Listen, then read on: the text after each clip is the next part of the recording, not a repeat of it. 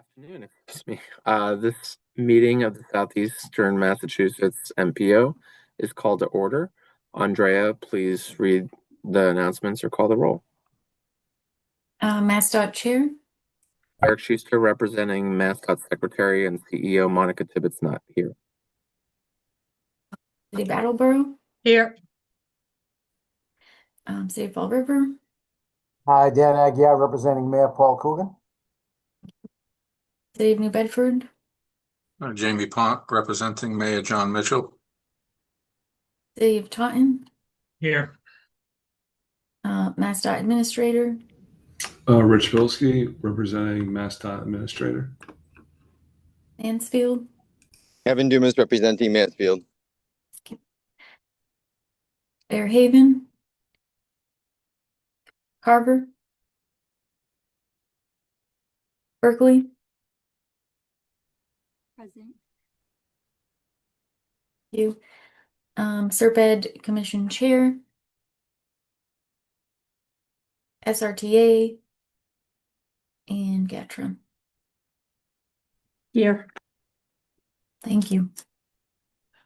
Thank you. Do we have any ex officio members present? Seeing and hearing none. I just wanted to acknowledge that I believe we have two new MPO members, Jennifer Vincent from Town of Berkeley and Andrew Romano from Town of Fairhaven. Welcome. Thanks. Hi, everyone. Our next item on the agenda is approval of the minutes from the June 17th, 2025 Southeast Mass MPO meeting. The meeting minutes were distributed prior to this meeting. Could I please have a motion and second to approve the minutes? GATRA makes a motion to approve. Thank you, Mary Ellen. Do we have a second? Second time. Thank you, Jay. Are there any comments or revisions to the agenda or the minutes from the June meeting? Seeing and hearing none. Andrea, please call the roll. MassDOT Chair. Yes. Attleboro. Yes. Fall River. Yes. New Bedford. Yes. Taunton. Yep. MassDOT Administrator. Abstain. Mansfield. Yes. Berkeley. Abstain. SRPEDD Commission Chair. SRTA. GATRA. Yes. Thank you. That motion passes. Thank you. The next item is public comments. This is an opportunity for the public to address the Southeastern Mass MPO.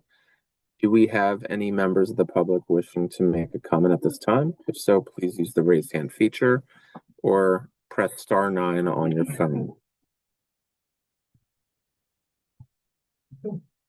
I don't see any hands raised, so we're going to continue. If throughout the meeting there are any questions or comments from the public, just please use the raise hand feature and you will be called on by the chair. Next item is RTA updates. Mary Ellen, do you have any updates from GATRA? We're happy to report that we have started the Gateway Link connecting Brockton, Taunton, and Fall River. So combining the three transit authorities. And we have seen, for what we consider fairly robust ridership on that. So we're excited to be able to connect those three cities. Other than that, we are getting ready for some minor fall adjustments to our schedule to more line up with kind of where our ridership has been moving to, based on some feedback that we have. And so we will be posting those adjustments, and then hopefully in the fall, we'll be able to add on some additional service. That's where we are with GATRA right now. Thank you, Mary Ellen. Are there any questions for GATRA from the board?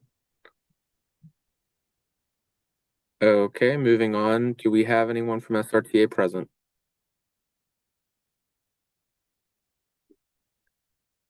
Doesn't look like it. We will continue. I believe next is our presentation from MassDOT on the local early stage and actionable planning program. better known as LEAP. Here to present, we have Derek Cravat. Good. Thank you. Hi, everybody. So yeah, I have slides if it's best for me to share my screen or if you all have it either way. But appreciate you all having me on the agenda today.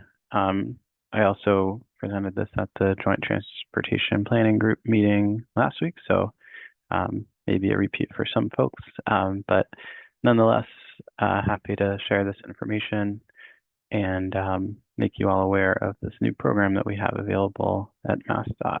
I'm just gonna make sure this is full screen here. Okay, great. All right, so yeah, this is called the Local Early and Actionable Planning Program, and our goal as a team is to really be a resource for municipalities within MassDOT to help advance municipal priority transportation projects. So our group is called Municipal Planning and Support. We were newly formed as an initiative by our leadership about 6 months ago to provide this assistance. So originally formed in response to a lot of the new federal funding opportunities, but have since adapted to be more about just municipal support for any priority projects. And the way we're structuring this work is through setting up this program, which will sort of run and structure through procuring consultant support, and then the consultants that we have on board, they'll be pre-qualified architectural and engineering firms that will be able to have expertise and perform a number of tasks that will assist jumpstart projects and really help with that early stage project development work and planning work that is oftentimes critical for getting a project off the ground. So just to be kind of fully clear about what the scale of this program is, we have budgeted $1 million per year at this time. We're kind of considering this a pilot year. And so with that in mind, kind of to distribute statewide, we're anticipating about $25,000 to $100,000 per project.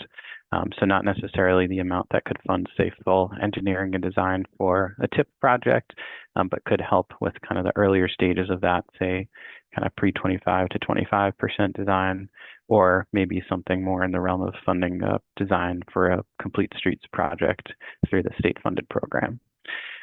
In the request form for our program, we're asking communities to submit requests to us, which we'll then review, is available on this slide as well, linked at the bottom there. And the way this will work is that municipalities will submit requests. We as MassDOT will then form a number of committees depending on the region to review the request, and just want to be clear that we will be involving all of the regional planning agency staff. So, SRPEDD staff on here will be part of our review committee. So if any requests come in that may be more appropriate for, say, SRPEDD to perform, that's a conversation we'll be having. But if we do feel like this is well suited for, our consultant teams to do through the LEAP program, we would then move forward with assigning you to a consultant team. They would then work with you to scope the project, and then we would, of course, have them execute it and provide you with the requested planning work and deliverables. If we feel like it's going in a different direction, or say this is not the appropriate source, we would suggest alternative ways to achieve that work. And just to be more specific about what's covered in here when it comes to eligible activities, we're talking about things like conceptual design, things like alternatives analysis, right? Oftentimes we hear from communities that before they initiate, say, a TIP project or go after grant funding for construction, they really need just a better sense of what the, scope or preferred alternative of a project should be, especially for sometimes more complicated projects. It really helps to have in hand a real sense, and some, a pre-qualified engineering firm say, this is the scope based on traffic counts, this is the scope based on, all these different kinds of considerations, and we're recommending that. So concept development is a big area of work that we're looking to do and sort of knock off some of the early requirements for project development. I mentioned Complete Streets funding program. That's something, with the max construction award size of $500,000, that a design under that program is more in line with what we have available for this. So that's an option. Thinking about kind of, prioritizing roadways for safety improvements, a safe streets network strategy, things like that. Grant application development. So if there are technical components of federal or state grant applications, our teams will be well suited for that work. And then the rest of this list is just to give you a flavor of kind of some of the more in the weeds project development things like safety analysis, crash diagrams, traffic analysis, if you need a traffic study or traffic impact assessment or lowering speed management work. And then, site investigation, assisting if, there's design justification workbook needs with the MassDOT project development process or estimating costs, providing mapping support, et cetera. So these slides are just, meant to give a bit of a flavor for what we're offering here. And again, just want to emphasize we're working really closely with all the RPAs and the MassDOT districts to review any requests that we get in here. And also say that the way we're looking to prioritize this is really meant to kind of grow the pie of projects available and in that vein, kind of focusing on communities that might lack some in-house resources to get projects off the ground, specifically rural communities and gateway cities. And, we'll be asking questions in our request form about capacity. We're asking folks to kind of self-report what, that capacity and funding options kind of look like for the local, at the local level for us to parse that out. And the next couple of slides just have some screenshots of what that form looks like. So we think it's, relatively simple request form. I'm not asking for anything overly technical, just, describing the project, what kind of assistance you're seeking. If there is any supporting data, if, you've already done, say, a corridor study or some kind of, counts at a certain location, to upload that. If it's included in any existing planning document, or just describing the need of the project. Some information about what the intended long-term funding source is. And again, I've mentioned things like TIP funding or Complete Streets, but we're not bound to any long-term funding source through this program. It's all funded with non-federal funds, so we can be flexible with what we support here. So if your plan is to fund, say, a future project with Chapter 90 or local funds, that's certainly, on the table, but, looking at other grant programs like MassWorks, if it helps you get ready for state construction funding through a state program or a federal grant program, we're kind of all on the table here, but just asking, what that might be. If you work with the MassDOT district and what kinds of things you have in mind for carrying on the implementation. And if there is a known kind of or estimated budget for the work being requested, that's something we're also very interested in, so we can kind of get a sense from you what the scale of the effort might be.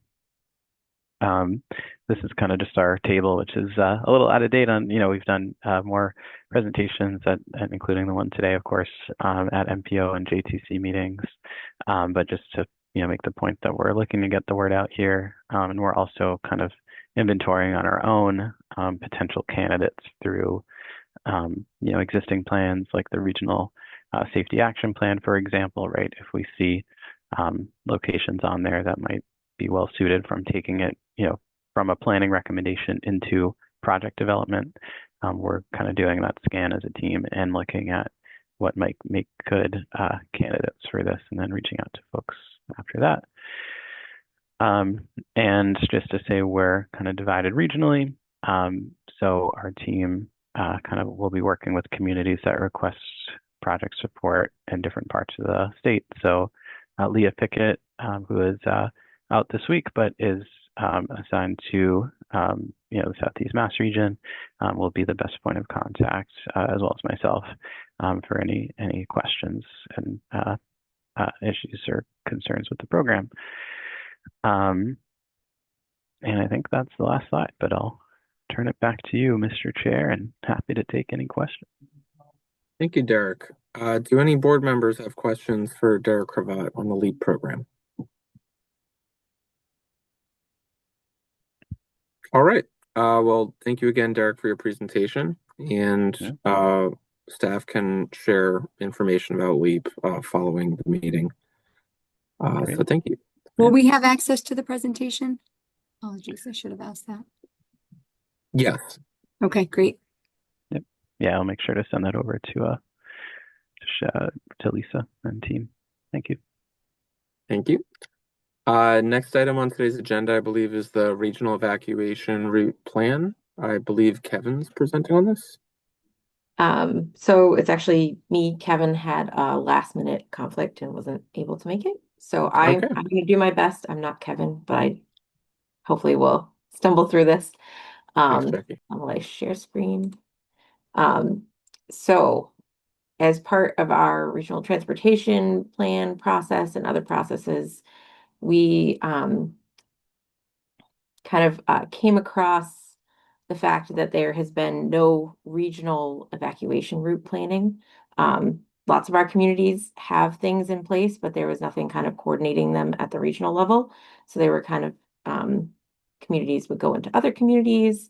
And then there wasn't really any plans past their borders. And it's really difficult for them to do that planning past their borders. So we, over the past 2 years, have been working with we met with all 27 of our communities, and we talked to them about what they have in place, what they need. And it really is kind of a needs analysis. And then we took everyone's individual plans and synthesized it into a regional plan with new routing and mapping. And then we've also been meeting with partners, stakeholders, Rhode Island, bordering communities, transit agencies, things like that to kind of figure out what they have in place.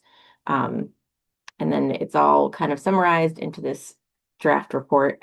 We're working on getting it laid out, so I apologize for the rough nature of it, but as you can see from our table of contents, a lot of considerations went into this plan.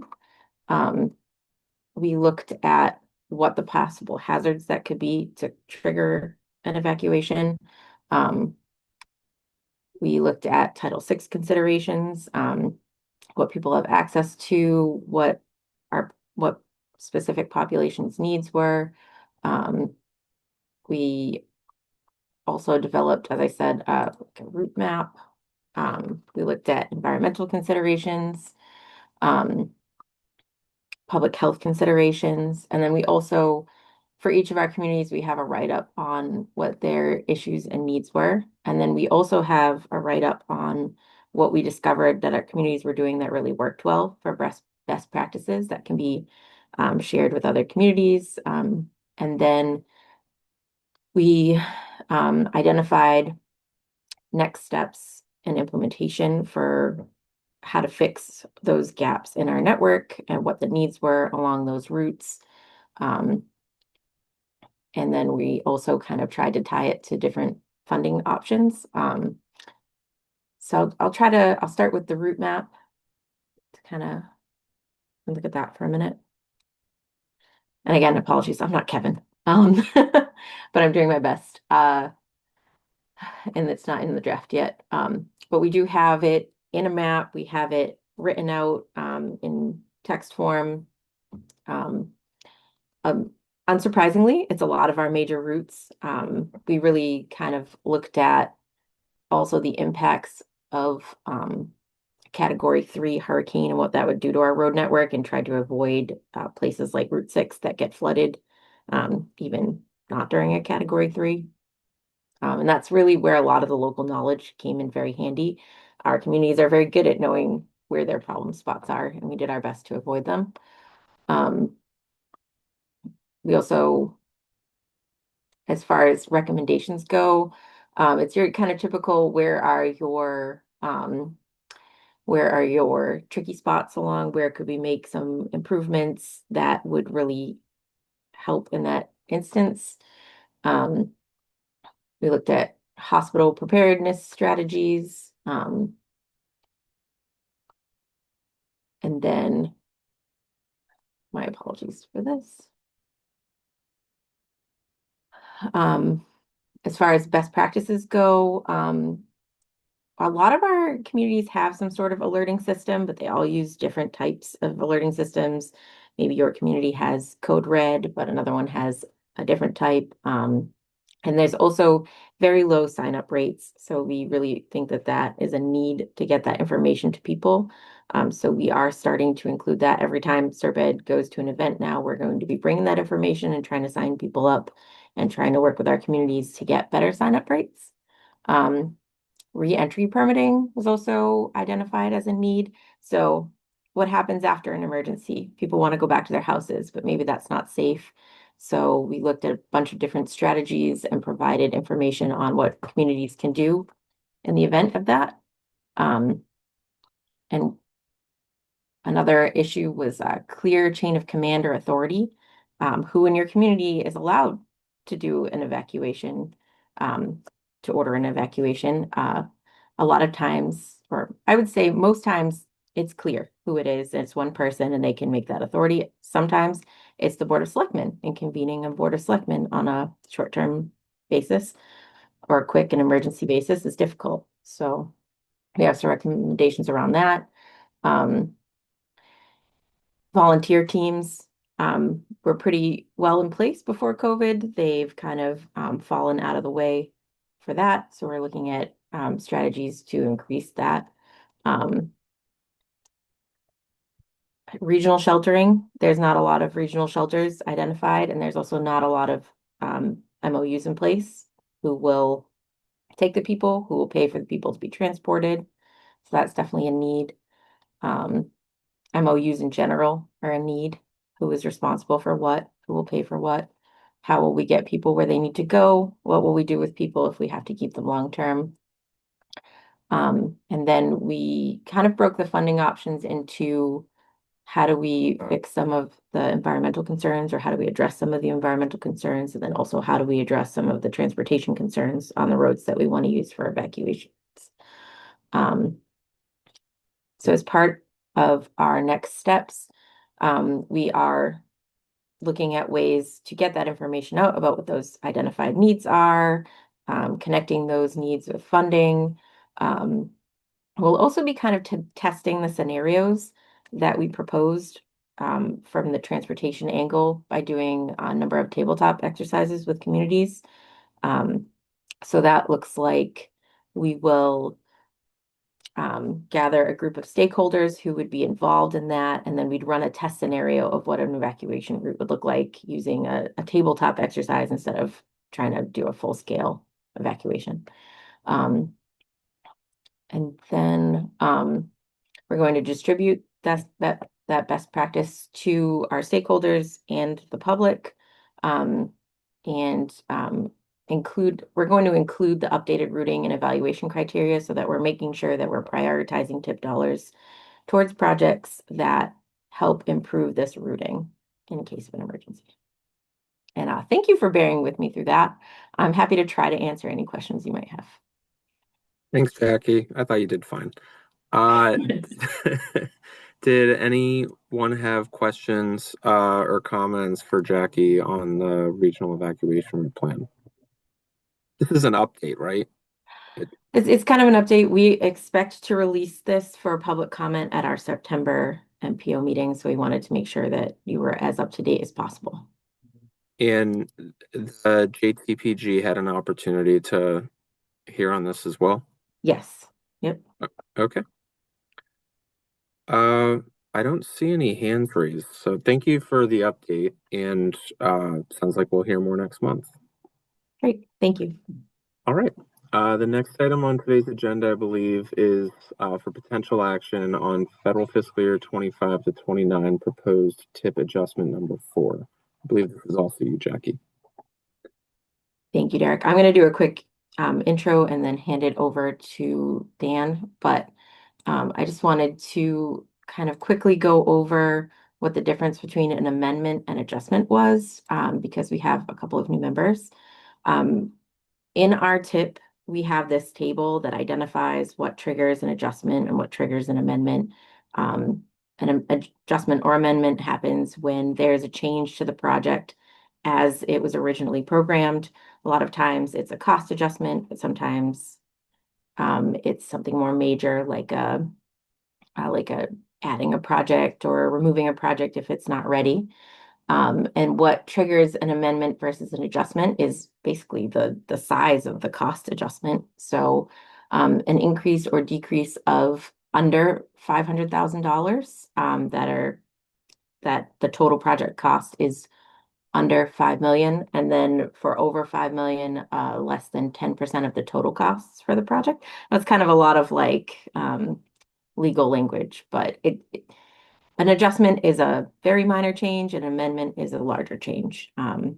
We have a mix of amendments and adjustments today, and Dan is going to do an excellent job, I'm sure, of explaining what exactly is going on with all those changes. So if you're ready, Dan.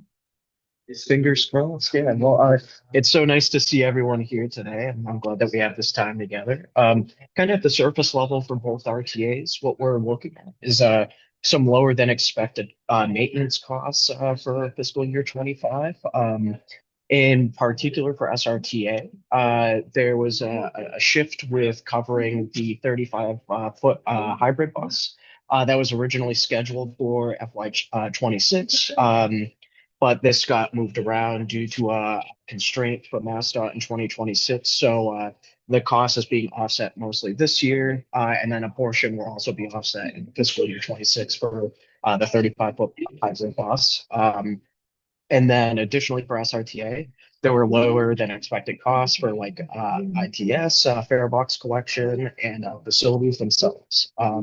Especially with the state practically going fare free at this point outside of MBTA. That's one of the reasons why we're seeing a lower than expected maintenance costs for the fare box collection through our buses. For GATRA, what we're looking at is there were also lower than expected maintenance costs, fleet upgrades, and adjustments being moved around in particular for the East Wareham Maintenance Facility Center. So in addition to that, there were also some costs that were adjusted for a 35-foot battery electric bus, or BEB, as well as a minibus. These were kind of minor shifts in the great scheme of things from a financial standpoint. And in the case, most of these costs ended up being lower than expected as opposed to needing more than anticipated. So this is just a kind of a product of being at the end of the fiscal year. But happy to take questions if anyone has any. Thank you, Dan, and thank you, Jackie. Are there any questions for Dan, or do GATRA or SRTA have any further comment about these tip adjustments as presented? Do board members have questions?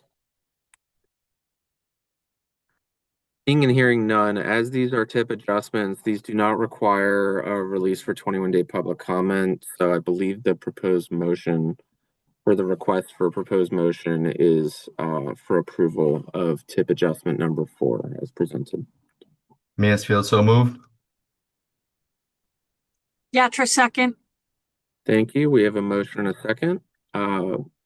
Andrea, please call the roll. MassDOT Chair? Yeah. Attleboro? Attleboro? The mayor would be. Fall River? Yes. New Bedford? Yes. Taunton? Yep. MassDOT Administrator? Yes. Mansfield? Yes. Berkeley? Yes. And GATRA.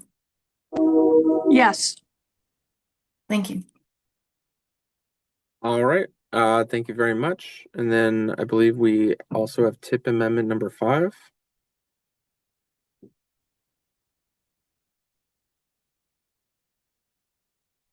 Dan, you're muted. There you go. Oh, sorry, there we go. We're back. We're back. Yeah, so this is also with SRTA. This is maintenance related costs here. And again, kind of like a variance of there being about $100,000 that wasn't allocated for this fiscal year. And this just had to do with some maintenance costs being lower than anticipated. Okay. Thank you, I think this actually could have been handled as an adjustment because the project's not fully being removed, and that may have been a typo. But regardless, I believe the proposed or the request for proposed action is a tip amendment waiving the public comment period. So moved, Mansfield. Thank you. Second, Gatra. Thank you. We have a motion and a second. Are there any questions or comments before we move to a vote? Okay, Andrea, please call the roll. MassDOT Chair, Yes. Fall River, Yes. New Bedford, Yes. Taunton, Yes. MassDOT Administrator, Yes. Mansfield, Yes. Berkeley, Yes. and Gatra. Yes. All right, motion passes. All right, thank you. The next item on today's agenda is other business. Jackie or staff, do you have any other business at this time? We do not. Okay, I see a hand raised from Marie Klarner. Hi, Andrea, you didn't call me for either vote. Did you not? Sorry know I about was- that, Marie. I didn't see you come in. That's okay. It's yes for both. Okay. Andrea, same for me. Sorry, I was having computer issues. Ah, okay, thank you. I got you both. Thank you very much, and Thank sorry you. about that. No worries. Okay. We'll add that to the record. Thank you, Christina and Marie. All right, the date and time. Go ahead, sorry. I'm sorry, Derek. I did have one thing. SRPEDD's annual meeting is coming up on September 25th. We have this annually to kind of showcase what we do and also to celebrate our commission. So if you have any interest, please visit our website for more information. Thank you. Thank you, Jackie. I was crushed to see the date because I'm going to be out of town at a peer exchange, unfortunately, but I hope it's a great time. We'll miss you. All right. The next MPO meeting is scheduled for 1 p.m. on Tuesday, September 16th. And at this time, I will entertain a motion and second to adjourn. Mansfield, motion to adjourn. Taunton, second. Thank you. We have a first and second. All in favor of adjourning, please say aye. Aye. Aye. All right. Any nays? I didn't think so. Everyone have an excellent rest of your day. Thank you. Thank you. Thanks so much. Thanks, Take everyone. care.